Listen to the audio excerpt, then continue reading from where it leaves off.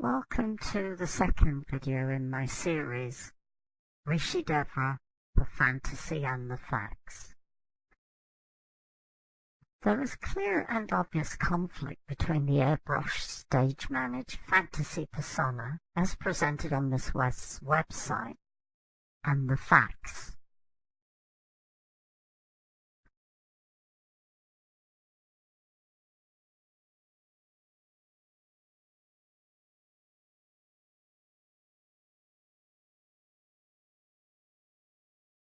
Under religious freedom laws, as we discussed in the first video, Miss West can describe herself in any way she wants with little risk of prosecution.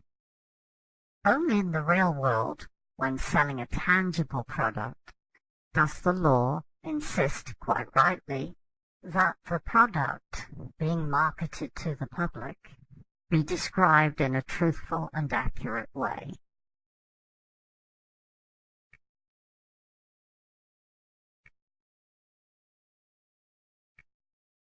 I'm not saying Miss West is a liar. I'm saying that she is very, very economical with the truth. And I'm now going to give you some well-documented examples of exactly what I mean by that remark. Let us go back to the 12th of July 2007 to review some statements made by Miss West, then calling herself the Ascended Master Saraya Ma. On 12th of July 2007, Miss West appeared in court as a witness for her son, Chris Hayward, in a child custody case where both parents were seeking custody of an infant female child. Miss West gave evidence under oath on behalf of her son, and as the index above makes clear, Miss West appeared as the first witness.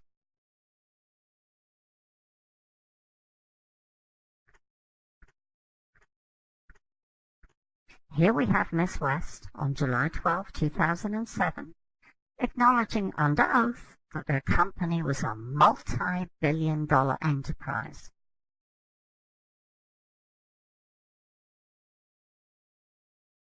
Now, quite by coincidence, on that very same day, the 12th of July 2007, the Whitefish Pilot newspaper chose to publish a very well-researched article about Miss West, who was then calling herself the Ascended Master Saraya Ma.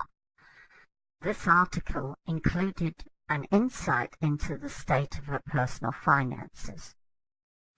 A month later, on August 9th, 2007, another local newspaper, the Big Four Eagle, published a similar article about Miss West, this time referencing her corporate finances. As we can see here, the information published by the Whitefish Pilot and the Big Fork Eagle doesn't indicate that Miss West is a multi-billionaire or even that her business is a multi-billion-dollar enterprise. On the contrary, if we look at the red box at the top of this slide, we see in an excerpt from the Whitefish Pilot, the facts did not bear that out. In the lower box on the slide, we read that out of 6 businesses mentioned in Miss West literature, only 1 remained active and in good standing with the Montana Secretary of State. We also learn that 2 were involuntarily dissolved and 1 was involuntarily revoked. This is in stark contrast to how Miss West described herself in court. I asked the viewing public to decide whether this looks like the actions of a multi-billionaire. The answer is, of course, no. Let us for a moment leave July 2007 behind and move forward in time to October 2009, where Miss West was deposed, which means she was forced to give evidence, in the matter of the whistleblower John Watson's successful prosecution of her for fraud. On the next page you will read some of the answers Miss West gave to questions about her wealth. It is clear that Miss West, when appearing in court on July 12, 2007, was being very economical with the truth. Clearly the above slide, an excerpt from the transcript of the deposition she gave, clearly shows that she's $2 million in debt and admits that she is. Back in court on July 12, 2007, and a little further into her cross-examination, Miss West was asked by counsel whether she had assaulted Dr. Pat Cole, MD, to which Miss West replied, "Absolutely not. No way, no how, absolutely not." Once again, as in the first video, I'd like to draw the viewer's attention to the above short excerpts taken from a letter Miss West, then calling herself the Ascended Master Sarai Ma, wrote to hundreds of her followers admitting that she had assaulted Dr. Cole, MD, and admitting that the assault was severe.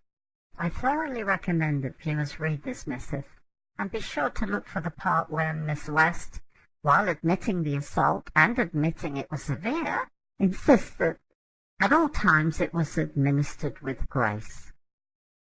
I'm sure Dr. Cole, MD, bore that in mind as blood ran from her scalp as Miss West repeatedly beat her over the head with the heel of her shoe. Miss West was, of course, convicted of the assault in April 2008. While being cross-examined by counsel, Miss West was asked about the website that the whistleblower had put up at the time.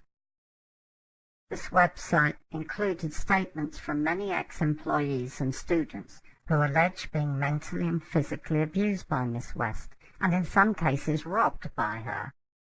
Miss West asserted that these individuals were fictitious.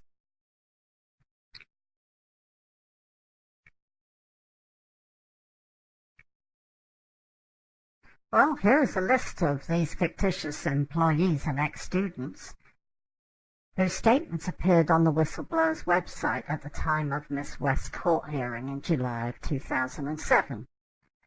Not only did these people really exist, many of them gave evidence to the criminal IRS investigator who was looking into Miss West's and her charity's finances after the charity was struck off for fraud. Maybe with the stress of repeatedly travelling between the fifth and seventh dimension, Miss West clean forgot the identity of some of her employees. Indeed, forgot the identity of all of her employees. Above here is an excerpt from a harrowing email entitled "Help Me," that one of the employees, Rebecca West, no relation to Miss West, wrote to the whistleblower asking for help. If you go back to the previous slide, you will see that Rebecca's name is second from the bottom of that list. Be sure to note the highlighted paragraph above, where Rebecca states that some 30 employees had come and gone in a 10-month period only. And here is a short excerpt from a statement given to the authorities by another employee of Miss West's, Carlida Finch. Both Carlida's statement and that of Rebecca's in the previous slide give some idea of what it was like being an employee of Miss West's in 2007, when she was the Ascended Master Sarai Ma.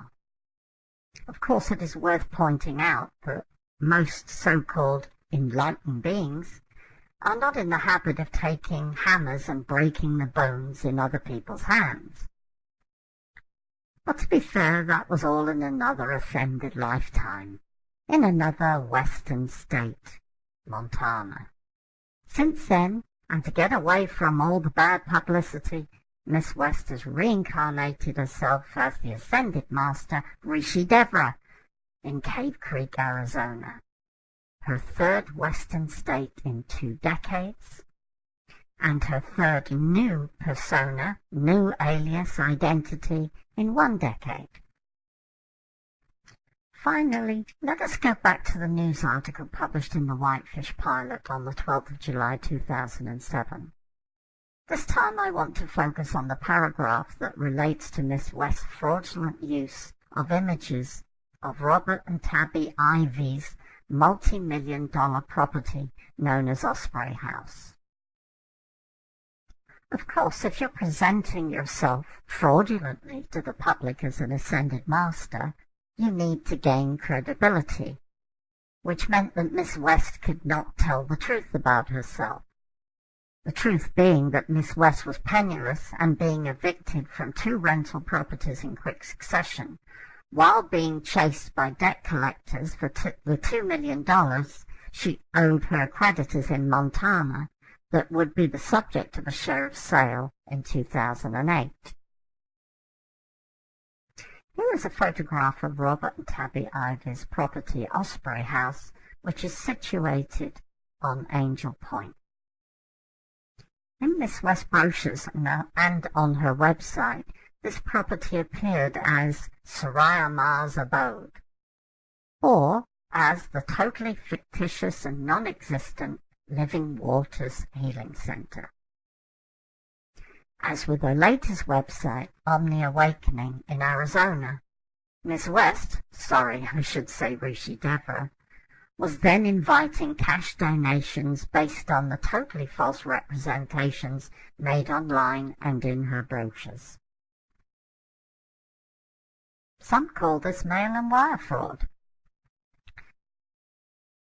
Here is a 2007 Photoshop poster designed to sell the illusion, the fantasy, that Devra Patton West was the multimillionairess ascended master Soraya Ma, living in a mansion on the side of a beautiful lake.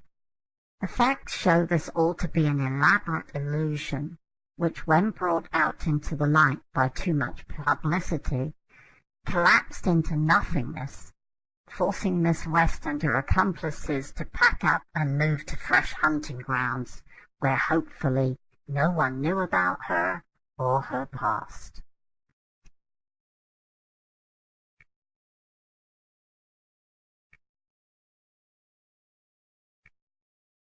And here is the new and improved Ascended Master Rishi Devra, who, after arriving in Cave Creek, Arizona in 2011, wasted no time in declaring her divinity to the citizens of Cave Creek, Tucson, and Scottsdale, Arizona.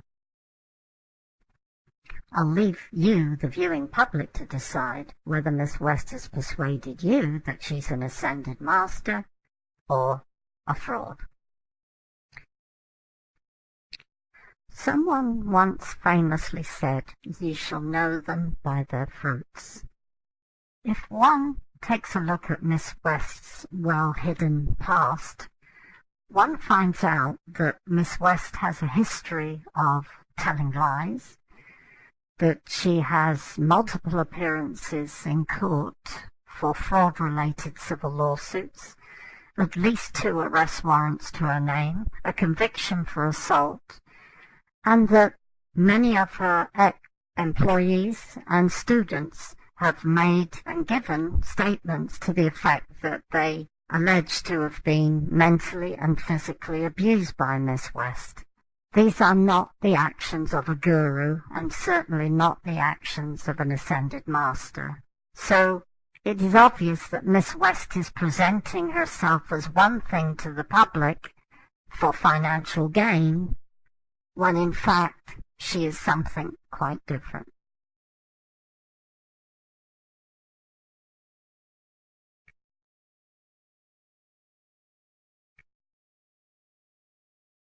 In the next video, I will be taking a closer look at Miss West's business model, which the facts show has little to do with humanitarian good causes.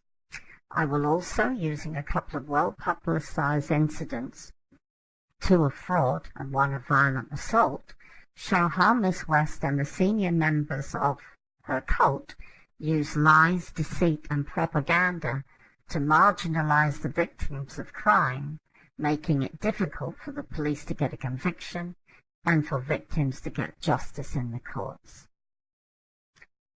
Please be sure to like my YouTube video.